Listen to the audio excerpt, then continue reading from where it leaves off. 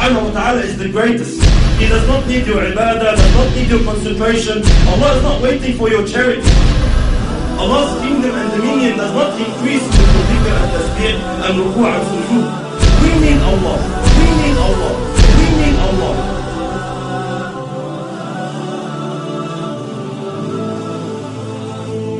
The issue of salat, the problem that we are facing with salat is that salat has to do with spirituality. It has to do with feelings that come through your heart and thoughts that come through your mind. A successful Muslim, like Allah subhanahu wa ta'ala says, قَدْ أَفْلَحَ الْمُؤْمِنُونَ الَّذِينَ هُمْ فِي صَلَاتِهِمْ خَاشِعُونَ. Verily the believers are successful, they are the ones who have khusyu' in their salat. They pray properly, they stand before Allah subhanahu wa ta'ala properly. A crucial step, a crucial cornerstone in achieving this target is to know who you're standing in front of. Who are you speaking to? Which words are you reading? These feelings, this set of feelings, they have to come through your heart, and the more they take you on, the more they are in your heart, the better your salat is. And the weaker these thoughts and feelings come to your heart, the weaker your prayer is. Most of us, my brothers and sisters, when we stand in our salat, we are daydreaming. That's the honest truth. 90% of us, we're daydreaming in our salat. We're not even thinking of what we are supposed to think about. The thought of thinking of something doesn't exist. Why? Because the intention is not there, the strength is not there, the understanding is not there. This is why briefly, inshallah, what feelings, what emotions must come through our hearts standing before Allah subhanahu wa ta'ala? How can we assist? How can we basically amplify these feelings? Number one, knowing who Allah subhanahu wa ta'ala is. Who am I talking to? Who am I standing in front of? Allah subhanahu wa ta'ala, my brothers and sisters, does not need us. Allah subhanahu wa ta'ala is the greatest. He does not need your ibadah, does not need your concentration. Allah is not waiting for your charity. Allah's kingdom and dominion does not increase with your dhikr and tasbih and ruku' and sujood. We need Allah. We should be honored. Every single one of us, the second you make takbir, the second you say Allahu Akbar, should be honored. That Allah subhanahu wa ta'ala has allowed you a window of opportunity to speak to Him, to stand before Him. This is why the ulama say, whoever wants to talk to Allah, he should pray. You want to talk to Allah, start praying. When you're praying, you are directly, with no barriers, with no intermediaries, with no interpreters, you are speaking to your Lord, your Creator. This is why very, very important that we realize who we're talking to, my brothers. It's a small brief hadith. You know, Allahu Akbar, the understanding we should have who Allah subhanahu wa ta'ala is. Muhammad sallallahu alayhi wa sallam says in the authentic hadith, أَطَّتِ السَّمَاء وَحُقَّ لَهَا أَنْ طَئِتْ. The heavens have squeaked. You know, when you jump on a horse or a camel, the saddle makes a squeaky noise from the weight. أَطَّتِ السَّمَاء وَحُقَّ لَهَا أَنْ طَئِتْ. The heavens have squeaked, and they have a right to squeak. مَا فِيهَا مَوْضَعَ أَرْبَعَ أَصَابِعَ. Our Prophet is saying, our teacher is saying, sallallahu alayhi wa sallam, there's no space of 4 fingers in all this universe, إِلَّا وَمَلَكٌ ساجد لله تعالى, except that there is an angel who has prostrated his head before Allah subhanahu wa ta'ala. Every 4 fingers, billions and billions of angels, billions and billions of creations of Allah are continuously praising Allah subhanahu wa ta'ala. Allah subhanahu wa ta'ala says, تُسَبِّحُ لَهُ السَّمَوَاتُ السَّبْعُ. The 7 heavens and what it contains and what is in there. تُسَبِّحُ لَهُ السَّمَوَاتُ السَّبْعُ وَالْأَرْضُ, and the land, وَمَنْ فِيهِنْ, and everyone inside it, and everyone within their boundaries. تُسَبِّحُ لَهُ السَّمَوَاتُ السَّبْعُ وَالْأَرْضُ وَمَنْ فِيهِنْ وَإِن مِّن شَيْءٍ إِلَّا يُسَبِّحُ بِحَمْدِهِ وَلَكِنْ لَا تَفْقَهُونَ تَسْبِيحَهُ. Everything is praising Allah.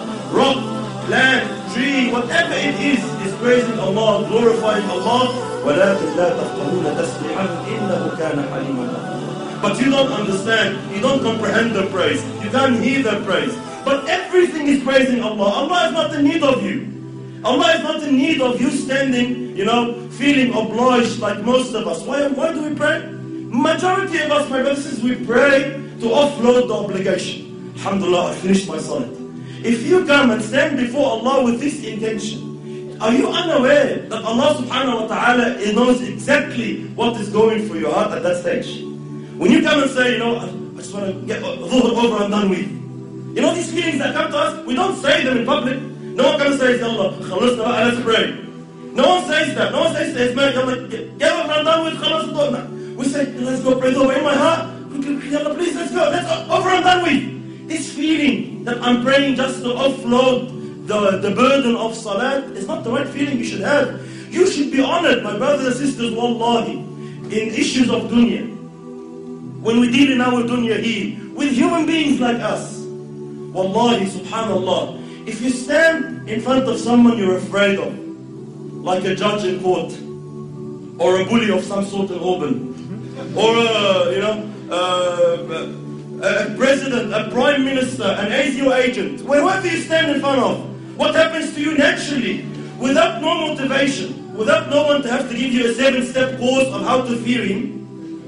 Naturally speaking, subhanallah, your heart starts pounding. You feel something. When you stand in front of the judge and he's about to announce the decision whether you'll got 15 years in jail or not, your heart starts pounding naturally. No one needs to give you a course.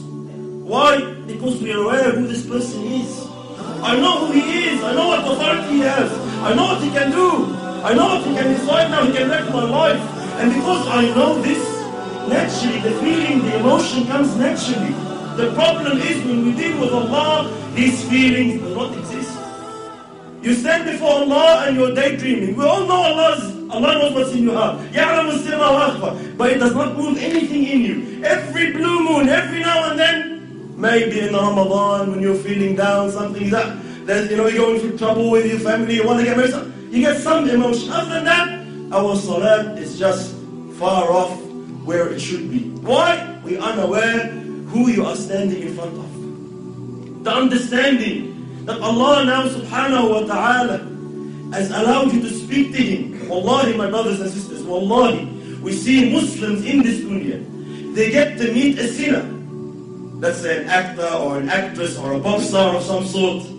And they are so overwhelmed by the fact that they had an opportunity to get his signature or her signature. They're just so overwhelmed. They would say, they'll be speechless. I'm actually standing in front of you, I can't believe it.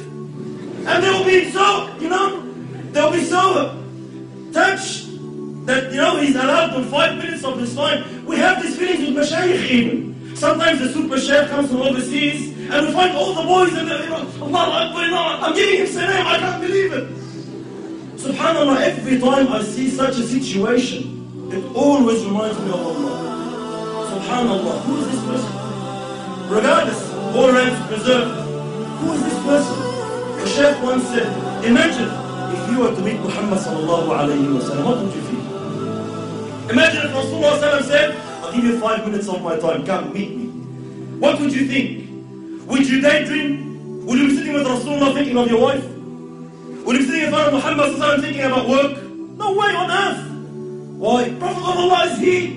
You'll be taken. You'll be absorbed in the discussion.